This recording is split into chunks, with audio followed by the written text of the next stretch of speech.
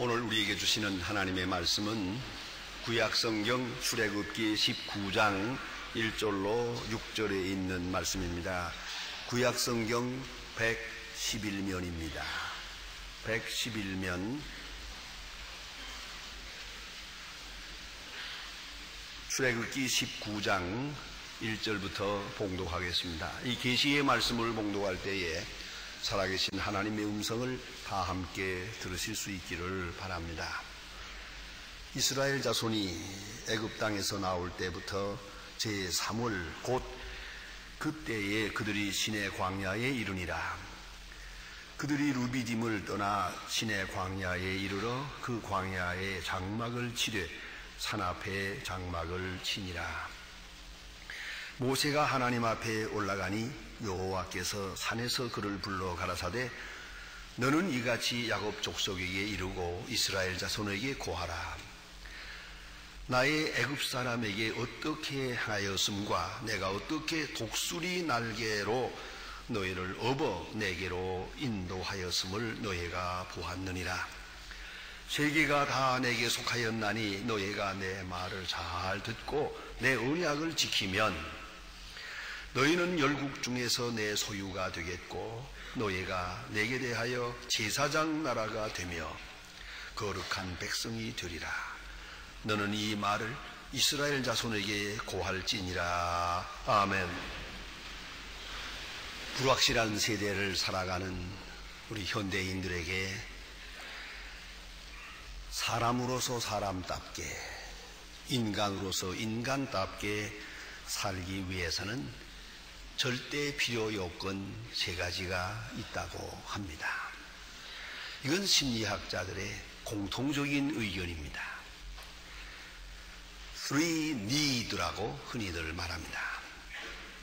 첫째가 need of significance입니다. 중요성의 필요라는 것이옵니다.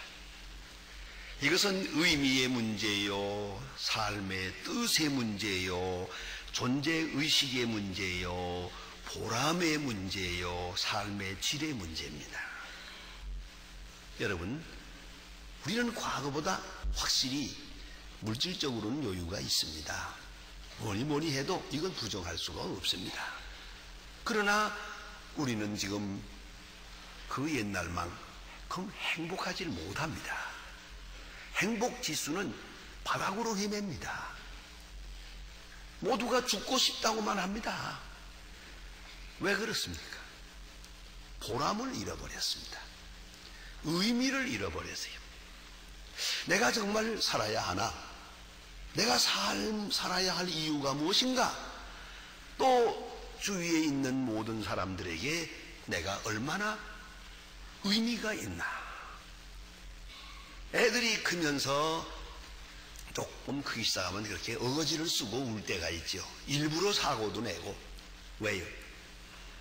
이 가정에 내가 얼마나 존재인가 의미를 확인하기 위해서 그럽니다. 내가 얼마나 소중한 존재인가 그걸 알고 싶은 거예요. 사람은 밥을 먹고 사는 게 아니고 보람을 먹고 사는 겁니다. 보람이 없으면 못 사는 거예요. 살아서나 산 것이 아니고 숨을 쉰다고 살아있는 것이 아니란 말이옵시다. 그러면 나의 존재의 의미, 그것을 알고 깨닫고 그것을 확장하고 그걸 높일 수 있을 때 나라는 존재는 그만큼 의미가 커지고 삶의 가치가 높아지는 거예요. 그럴 때 거기에 행복이 있고 또 살아갈 수 있는 힘도 있는 것이옵시다. 나이가 많다는 게 왜 비참합니까? 아무리 생각해도 필요가 없는 것 같거든요. 이 사람에게도 저 사람에게도 나는 귀한 존재 같아요. 벌써 정신적으로 그는 갔어요. 나는 살아야 할 이유가 없다. 여러 사람에게 불편만 끼치고 있다. 자, 이거 어떻게 되겠습니까? 이게 산 겁니까? 죽은 겁니까? 이제 우리는 알아야 합니다. 그럼 어떻게 되면, 어떤 경우에는, 어떤 조건에서 삶의 의미를 찾을 수 있겠습니까? 예수를 믿는다란 무엇입니까? 단적으로 말해서 십자가 안에서 자기 존재의 의미를 발견하는 것을 의미합니다. 온 세상 사람이 다 나를 버려도 상관없습니다. 하나님이 세상을 이처럼 사랑하사 나를 위해 독생자를 주셨고 그가 십자가에 죽으셨습니다. 그의 죽으심 속에 내게 향한 사랑이 있고 나의 삶의 의미가 있고 내 삶의 가치가 있습니다. 사도 바울의 유명한 윤리학적 명제가 있습니다. 그리스도께서 위하여 죽으신 형제를 식물로 망하게 하지 마라. 그리스도께서 위하여 죽으신 나요, 그리스도께서 위하여 죽으신 이웃이요, 그리스도께서 위하여 죽으셨다고 하는 거기에 그리스도께서 위하여 죽으실 만한 가치가 있다는 거예요.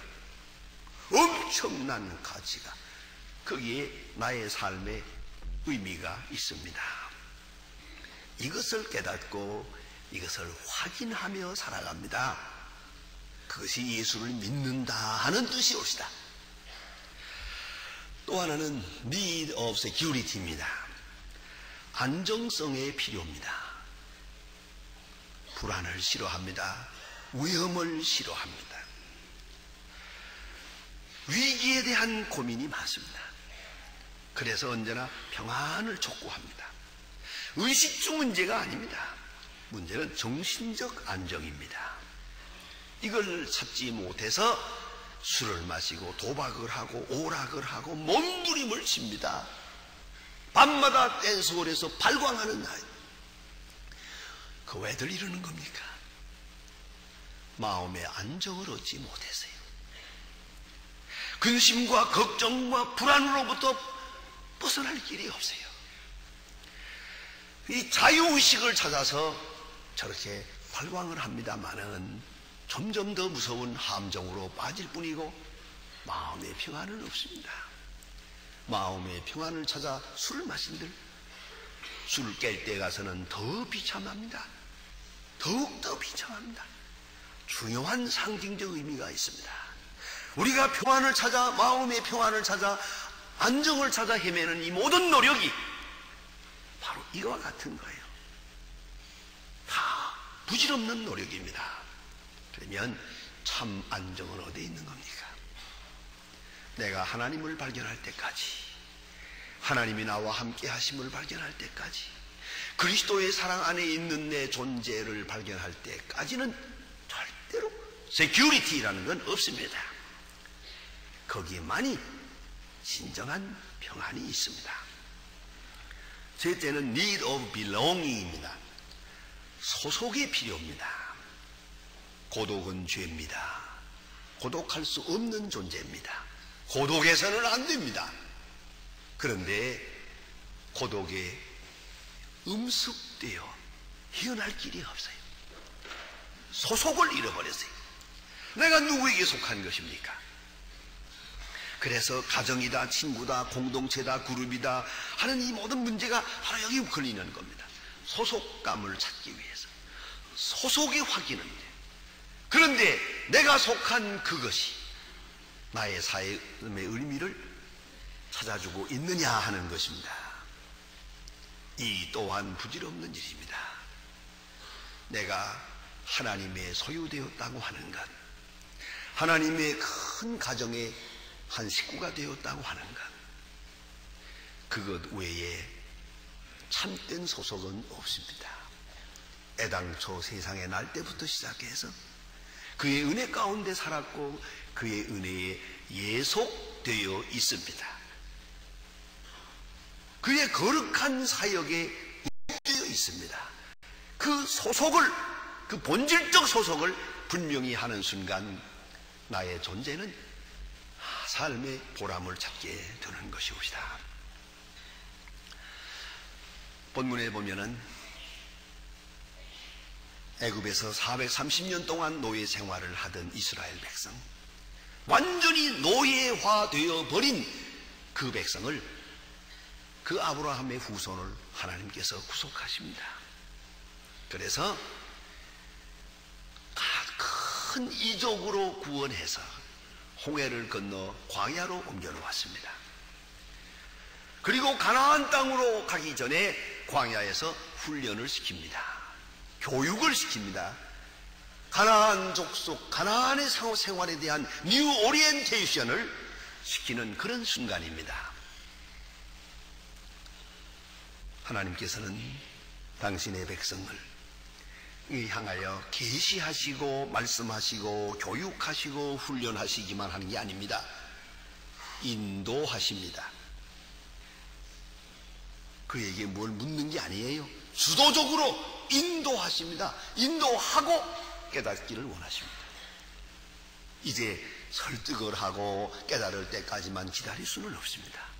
깨달음이란 머릿속에서 이루어지는 게 아니고 경험 속에서 이루어지는 것이거든요. 우리는 자기가 경험한 것만큼밖에는 깨달을 수가 없어요. 그런 거로 하나님께서는 그들을 인도하시고 많은 사건에 부딪히게 하시고 언젠가 알 것이다. 여러분, 우리가 자녀 교육을 어떻게 합니까? 때로는 아이들에게 설득을 시켜서 이것이 좋으냐 싫으냐 어떻게 하면 이것이 좋은 거다 저것이 좋은 거다 가르쳐주지만은 그게 통합니까?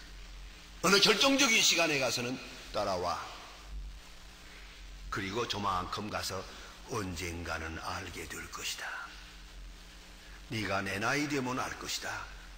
네가 아버지가 되고 어머니가 되면 내가 지금 무슨 말 하고 있는지 알 것이다.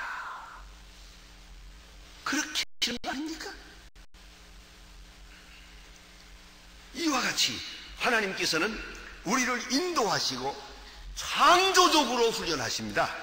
이래서 창조적 훈련, 창조적 교육, 창조적 사랑을 이루어 가시는 거예요. 신명기 32장 10절로 12절에 보면은 모세의 마지막 기도가 있습니다. 하나님의 부름을 받기 전에 광야에서 그가 하나님의 음성을 듣습니다. 아주 절실한 함축성이 있는 깊은 말씀을 듣게 됩니다. 이제 그런 백성들에게 말합니다.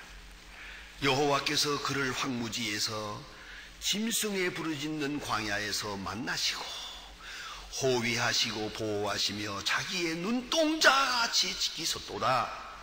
마치 독수리가 그 보금자리를 어지럽게 하며 그 새끼 위에 너풀거리며 그 날개를 펴서 새끼를 받으며 그 날개 위에 그것을 엎는 것 같이 그렇게 이 백성을 인도했느니라. 아주 귀한 비유를 들어서 말씀하고 있습니다. 여러분 보세요. 이 독수리라는 것은 새 중의 왕입니다. 힘세지요, 위엄 있지요, 자유롭지요. 그리고 용맹이 있습니다. 아무도 그를 해할 자가 없습니다. 그가 날개를 쭉 펴고 푸덕거리는 것도 아니고 쭉 펴고 기류를 타고 하루 종일 이렇게 하늘을 나는 걸 보면 정말 한번 해보고 싶습니다. 이것이 독수리입니다. 독수리는 이 지구상에 48종이 있다고 말합니다. 그 둥지는 아무도 침범할 수 없는 아주 벼랑, 높은 바위산 벼랑에다가 둥지를 틉니다. 그리고는 그 둥지의 직경이 무려 2.7m나 됩니다. 둥지를 털어보면 무게가 2톤이랍니다. 엄청난 큰 둥지를 만들어 놓고 거기서 새끼를 낳고 기릅니다. 자, 이제 그가 먹이를 향해서 아주 급강하할 때는 시속 180km로 달립니다. 저는 보셨습니까? 저는 시골에서 자라면서 많이 봤어요. 봄에 병아리를 키우게 되면 마당에 닭들을 많이 키우는데 병아리들이 아이 독수리 와가지고 좌우간 우리가 농담으로 그랬습니다. 저놈들이 11조 가져간다고 그랬어요. 그저 얼마나 많이 잡아가는지 빙빙 돌다가 그대로 그냥 내로 곤자가지고 딱 부르짖고 하늘을 날라 올라가려면 도리가 없는 겁니다. 이거는요. 그저 먹이로 얼마를 줄 수밖에 없어요. 이게 독수리입니다. 자, 그런데 그는 90km 반경 넓은 곳을 자기 영역으로 하고 그 안에서 왕같이 왕노릇하면서 사는 거예요. 자, 그런데 문제는 이 독수리, 오늘 본문에는 새끼를 훈련하는 이야기가 나옵니다. 나는 법을 가르칩니다. 자유롭게 나는 법, 기운을 타고 하루 종일이라도 날 수 있는 그 법을 가르치고 또 강한 날개를 줍니다. 강한 날개가 그저 생깁니까? 이걸 알아야 합니다. 많은 시련 속에 얻어지는 거예요. 욥기 23장 10절에 보면 그가 나를 단련하신 후에 내가 정금같이 나오리라. 단련을 통하여 강한 날개를 줍니다. 또한 독수리로서 사는 법을 가르칩니다.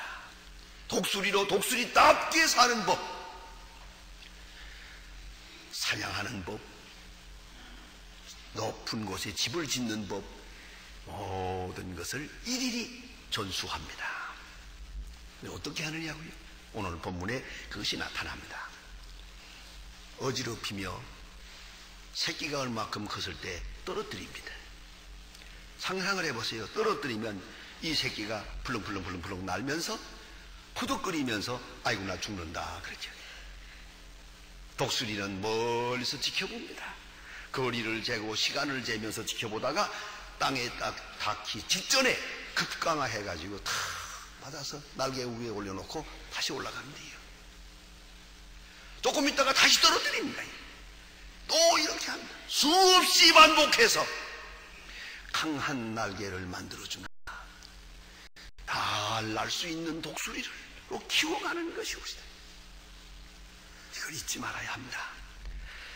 위기는 위기일 뿐입니다. 독수리에게는 그 위기를 통하여 훈련하는 능력과 지혜가 있습니다. 새끼에게 고통을 가합니다. 가혹할 정도로 고통을 가합니다. 그 새끼를 막 밀어서 땅으로 떨어뜨립니다. 그때 그 새끼의 마음은 어떻겠습니까? 우리 어미는 날 왜 이렇게 괴롭히나? 날 죽인 작정인가? 하겠지만 그렇지 않습니다. 여러분, 손을 안 쓰면 손이 약해집니다. 발을 안 쓰면 발이 약해집니다. 눈을 안 쓰면 눈도 약해집니다. 머리를 안 쓰면 멍청해집니다.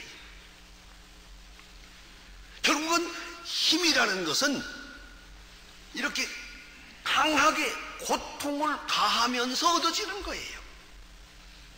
그냥 얻어지는 게 아니에요. 이걸 알아야 합니다. 요새 우리 가정에 아이들을 너무 과잉 보호해가지고 이게 바로 문제예요. 전부 어느 때 내가 책을 보면서 한참 웃었습니다. 신혼여행 간 아들이 신부한테 얻어맞고 엄마한테 전화 걸면서 엄마하고 운답니다. 어쩌다가 이 모양이 됐습니까? 한도 그대로 그냥 보호하고 대신해주다 보니까 자기 스스로 할 수 있는 일이 아무것도 없어요. 이 모양 됐거든요. 강하다는 건 뭡니까? 홀로 서야 되는 거고요. 사건에 부딪혀야 되는 거고요. 예? 도전적으로 부딪히면서 배우는 거 아닙니까? 제가 늘 생각합니다만은 여러분 아이들에게 자전거를 가르쳐요. 자전거 뒤에서 붙들고 있으면 자전거 배웁니까? 넘어지든 쓰러지든 무릎이 깨지든 간에 손을 놔야지. 손을 놓고 밀어버려. 그래야 자전거를 배우지.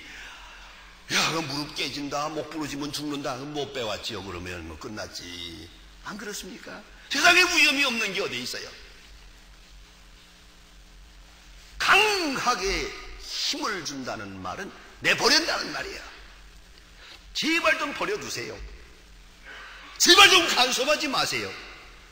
스스로 깨닫고 스스로 판단하도록 요새 아버지 어머니들이 도대체 너무 간섭이 많고 심지어 나까지 괴롭혀요. 전화 걸어가지고 목사님 우리 아들이 우리 딸이 어떻게.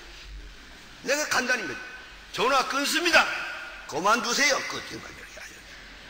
하도 기가 막혔어요. 그거 왜 자꾸 쓸데없는 간섭을 하는 거예요? 애들이 뭐 결혼 생활이 어떻고 저들끼리 좀 싸우라고 그러세요. 원래 1년 동안은 전쟁이거든요. 싸워가면서 정이 드는 거지 맞아가면서 하는 거고 뭘 그렇게 야단합니까? 안 그래요? 그 맞으면서 정 드는 거고 다 그런 거예요. 뭘 그렇게 야단 큰 천지가 앞에 뭐 그냥 벌벌 떨고 안 죽어요. 걱정하지 마세요. 왜 이렇게들 쓸데없는 간섭을 합니까?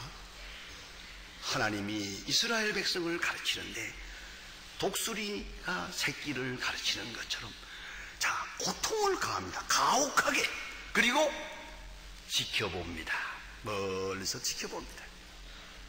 시간을 재고 거리를 재가면서 빙빙 돌면서 지켜보다가 자, 그런가 하면 절대로 버려두지 않습니다.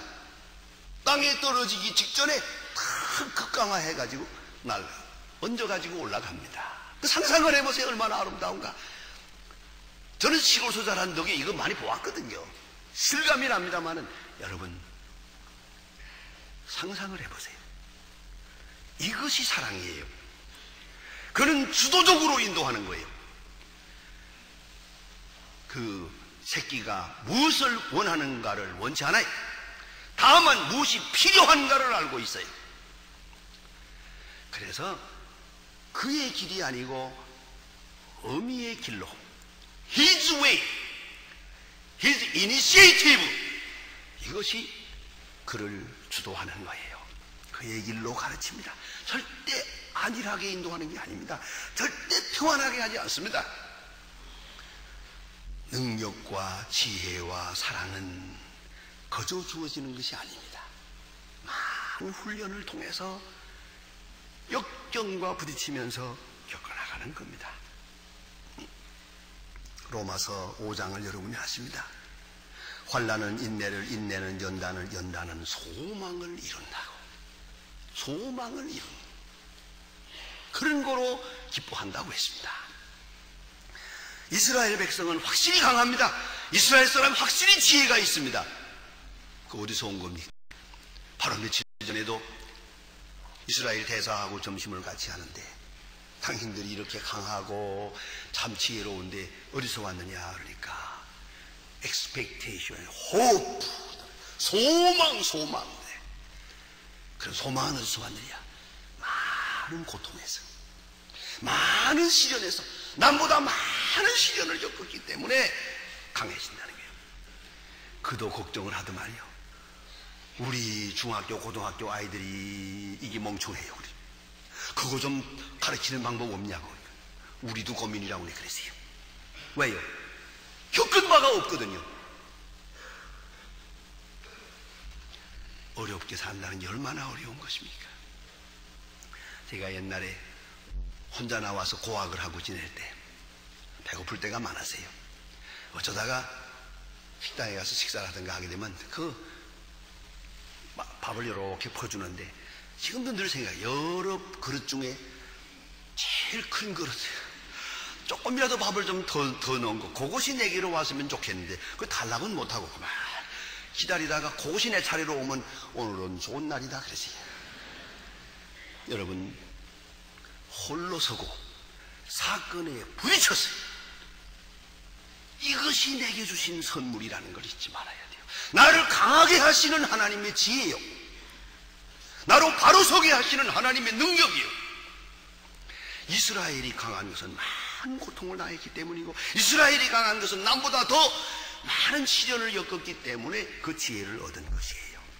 여러분 한국 지금 우리 인구가 얼마입니까? 이 좁은 땅에 우리가 강합니다. 각 나라에 가서 제법 다 잘 살아요. 어디서 왔느냐고요? 간단합니다. 6.25를 겪었거든요. 6.25를 겪었어요. 그 전쟁이 우리로 하여금 이만큼 강인하고 이만큼 지혜롭고 오늘 같은 IMF 같은 큰 사건도 넉넉히 넘어설 수 있는 그런 체질이 된 것이죠. 하나님은 이 민족을 사랑하십니다. 그래서 오늘 성경 말씀에 말합니다. 너희가 내 말을 듣고 잘 지키면 제사장 나라가 되게 하리라.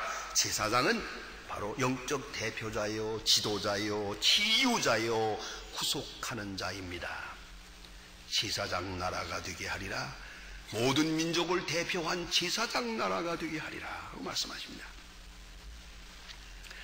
가프만 부인의 광야의 샘이라고 하는 책이 있어요. 그 속에 나오는 얘기입니다. 어느 날 누에 꼬치를 들여다보니까, 저도 어렸을 때 많이 보았습니다. 누에 꼬치에 구멍이 직경 한 2mm 정도밖에는 구멍이 빡 뚫립니다. 그리고 구멍이 뚫린 다음에 그리고 보면은 거기서 번디기가 지금 나비가 돼서 나오려고 합니다. 몸부림을 칩니다. 흔들흔들합니다. 그거 애쓰는 걸 가만히 보니까 천신만고를 하는 거예요. 애쓰고 좁은 구멍으로 나오려고. 그래서 가프만 부인이 내가 긍휼을 베풀어야지 하고 가위로 딱 잘라서 굶겨줬다는 거 아닙니까? 그랬더니 그렇게 편안하게 나온 나비는 그 자리에서 죽어버리더랍니다. 그는 가위로 자르면서 그랬대요. 내가 하나님보다 자비가 더 많다 그랬대요. 했더니 그건 죽었어요. 왜요? 그 좁은 구멍으로 나오려고 몸부림을 치는 동안에 비로소 그 영양이 온 날개로 뻗치는 거예요. 온 몸에 근육이 생기는 거예요. 그리고 거기 강한 마찰과 함께 전체 체력이 강해지는 거예요. 그래서 살아남는 건데, 제가 뭘 안다고 구멍을 넓히고 편하게 나오게 했더니 그만 내가 나비 하나를 죽여버렸다 하고 뉘우쳤다는 거 아닙니까? 때때로 우리가 어려움 당할 때마다 어째서 이런 일이 있을까? 왜 이러해야 되나? 믿으세요. 그 속에 하나님의 사랑이 있고 하나님의 지혜가 있고 하나님의 내게 향한 능력이 있다는 것을 잊지 마십시오. 하나님은 이 민족과 이 나라를 사랑하신 것이 분명합니다. 모든 사건마다 이 사건들을 통하여 더 높은 길로, 더 바른 길로, 더 강한 세계로 인도하시는 것을 봅니다. 그의 길로 인도하십니다. 믿고 순종하고 따르면 제사장 나라가 되게 하겠다고 말씀하십니다. 기도하십시다.